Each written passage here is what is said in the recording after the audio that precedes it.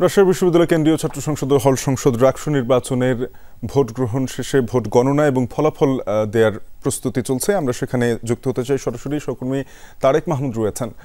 তারেক, জানাবেন যে এই মুহূর্তে আসলে ভোট গণনা কতগুলো কেন্দ্রে শেষ হলো কিংবা ফলাফলের আনুষ্ঠানিকভাবে আসতে শুরু করেছে কিনা?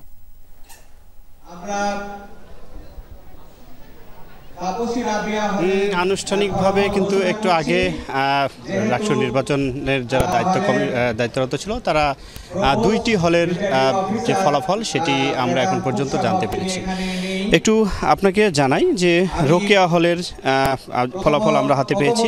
ভিপি পদে মোস্তাকুর রহমান জাহিদ ছাত্র শিবির যে প্যানেল রয়েছে তিনি পেয়েছেন 752 ভোট এবং ছাত্রদল মনোনীত যে প্রার্থী রয়েছে শেখ নুরউদ্দিন আবির 211 ভোট এবং জিএস পদে সালাউদ্দিন আম্মার আধিপত্য বিরোধী ঐক্য তিনি পেয়েছেন 600।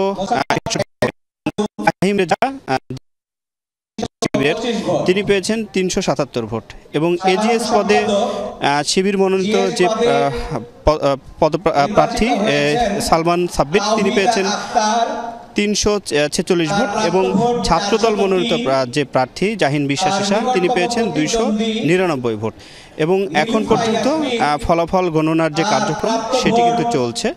এবং এর আগে আমি যেমনটি দেখেছি যে এই রাজশাহী বিশ্ববিদ্যালয়ের যে এই মিলনায়তন রয়েছে মিলনায়তনে কিন্তু ফলাফলের যে কার্যক্রম সেটি কিন্তু শুরু হয় এবং মুন্নুজান হলের ফলাফল সেখানেও কিন্তু শিবিরের প্রার্থী সেখানে পেয়েছেন 972 ভোট এবং প্রার্থী 236 ভোট। এখন পর্যন্ত যে গণনা কিন্তু চলছে এবং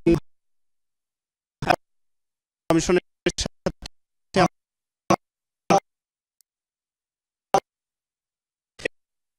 যে পূর্ণাঙ্গ ফলাফল সেটি কিন্তু জানানো হওয়ার সম্ভাবনা আছে। তারেক, আপনাকে ধন্যবাদ।